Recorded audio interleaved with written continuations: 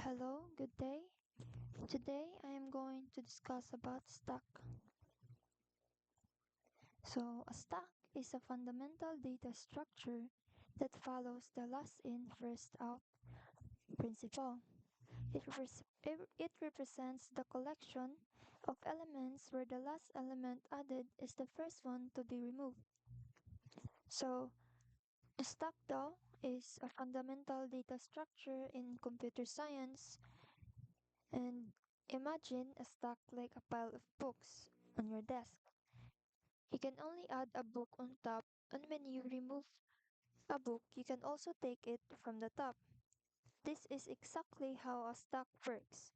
It follows the last in, first out principle, meaning the last element added is the first one to be removed.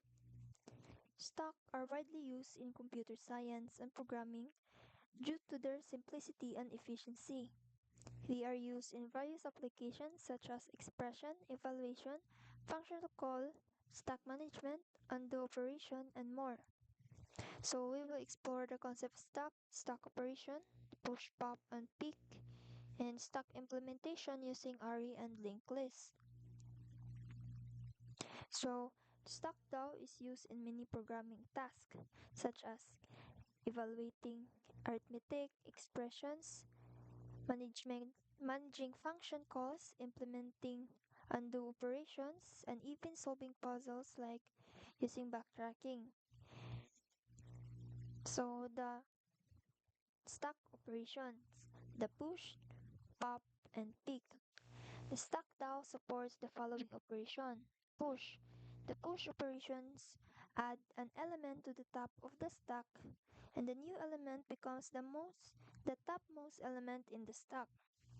So the push operation now adds a new element to the top of the stack. So think of it as putting a plate on a stack of plates or putting a book on a box or putting a book to the putting a book or putting the book inside a container or box. The pop operation. The pop operation removes the topmost element from the stack. After the removal, the new element becomes the new top of the stack. So imagine we put the first book, we push the book, one book, we push it first, then nag-push na sa tag second book, and then nag-push na sa taog third book. So the third book is our topmost or becomes our topmost element sa atong stack. And nagpop ta, naggamit pop operation. So gi-remove niya ang ikatulo nga book nga atong gi-push. So na-remove na. So ang sud na lang sa atong box is duha ka book. So ang second book nga atong gi-push mao na ang na-become or na becomes the new top sa atong stack. So next is peak. The peak operation allows you to view the topmost element of the stack without removing it. It is useful for inspecting the element or performing certain check. So the peak operation though lets you see what is on top without removing it. Besides this, we can also check if the stack is empty or full, which is especially important in siya when using arrays because they have a fixed size.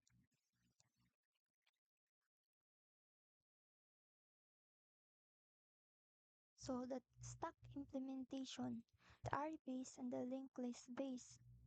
So stacks can be implemented using either arrays or linked lists.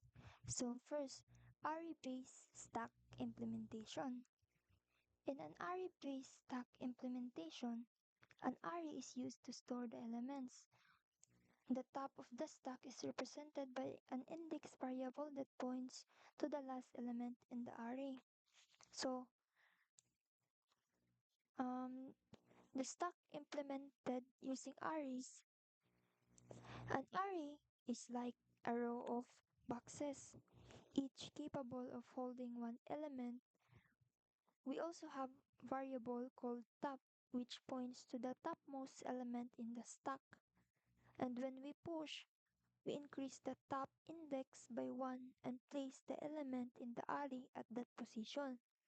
And when we pop or mogamit tag pop operation, we remove the element from the top index and decrease the top.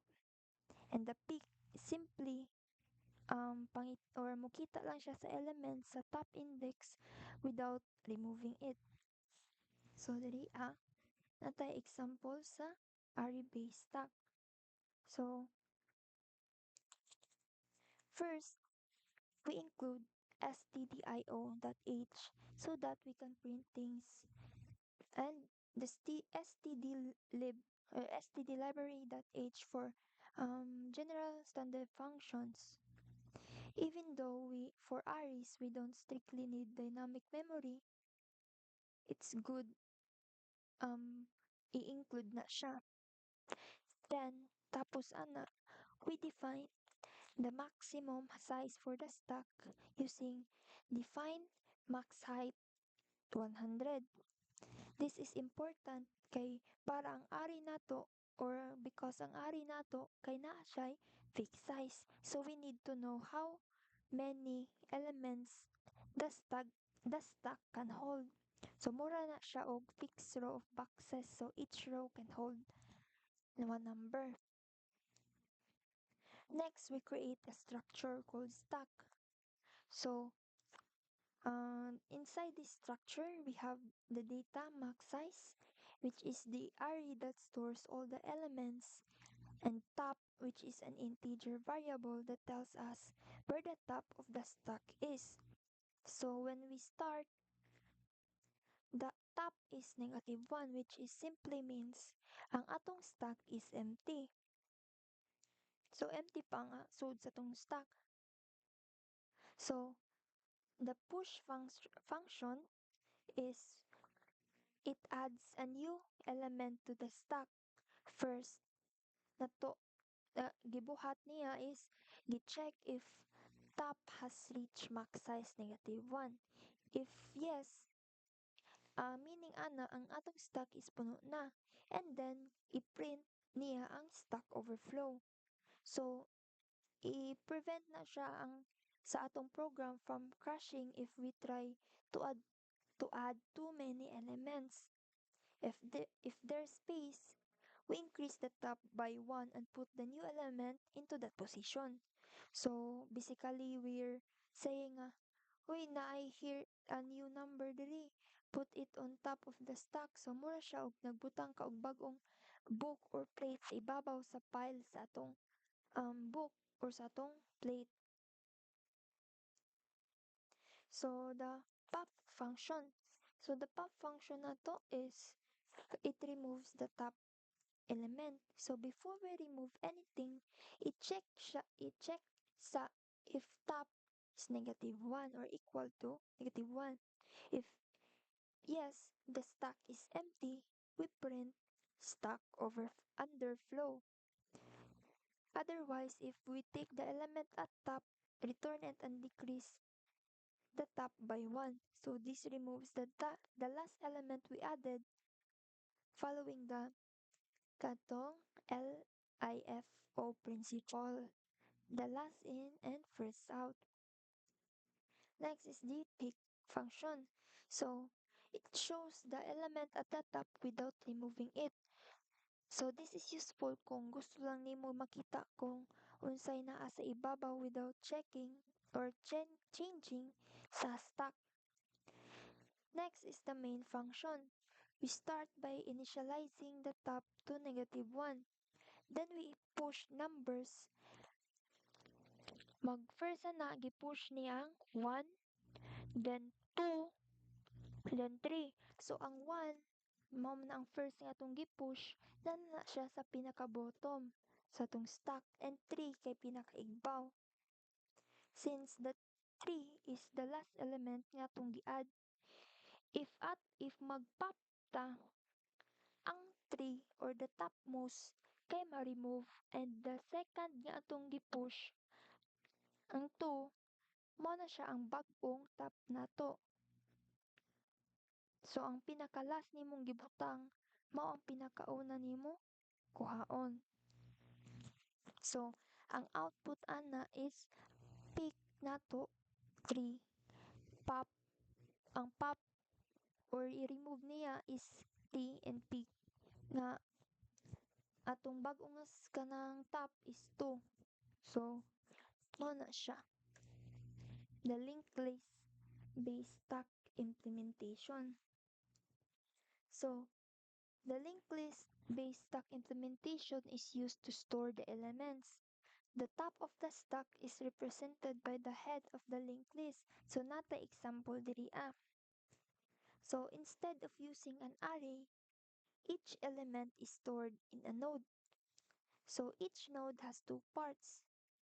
Data, which stores the value, and next, which points to the next node. So, which points to the next node?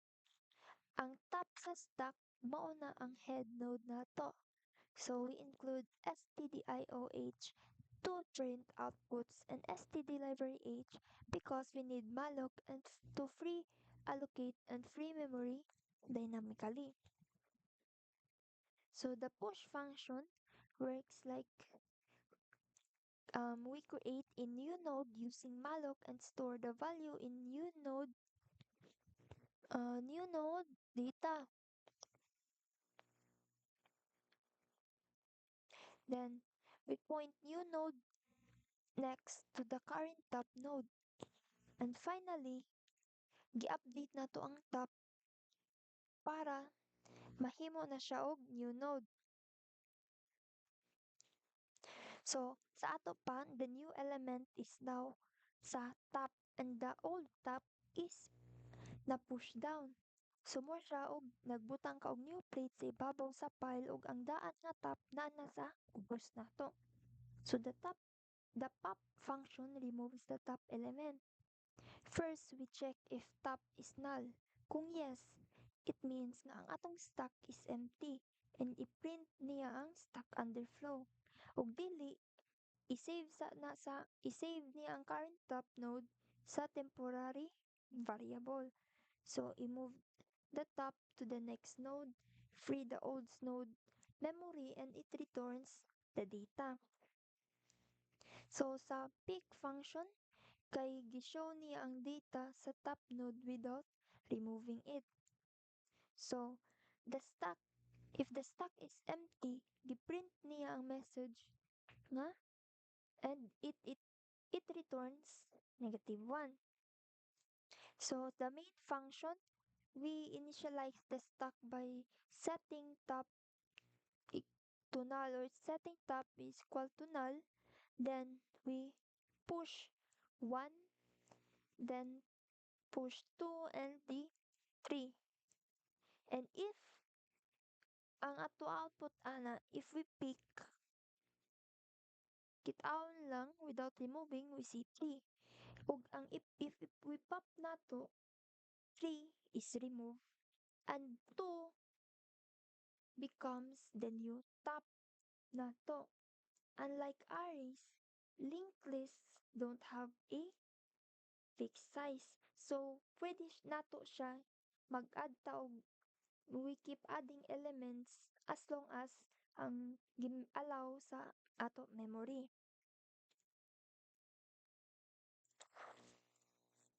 So, natay application and use cases sa stack. So, stack daw have numerous application and use cases due to their last in first out behavior. Some common application include expression evaluation, function call stack, undo operation, backtracking, and memory management. So sa expression evaluation is stacked or used to evaluate arithmetic expression, handle operator precedence, and perform infix to postfix conversation. So stack helps computer calculation at arithmetic expression correctly and convert infix to postfix. So next is function call stack. So stack manage function calls and their local variables, ensuring proper execution and handling of nested function calls. So the function calls stack manage function execution, and local variables, ensuring a nested function nato kay mag-work properly. And then sa undo operation kay stack are used to implement undo functionality in text editors, software application, and interactive environment. So, like pressing like Control Z in text editor, stack store previous action so they can be undone in reverse order. So, pwede siya nimo balik. So, stack are you also essential sa backtracking and such as utilize siya sa algorithms that requires backtracking such as maze solving and depth first search such as solving mazes or puzzle. Next and is memory management.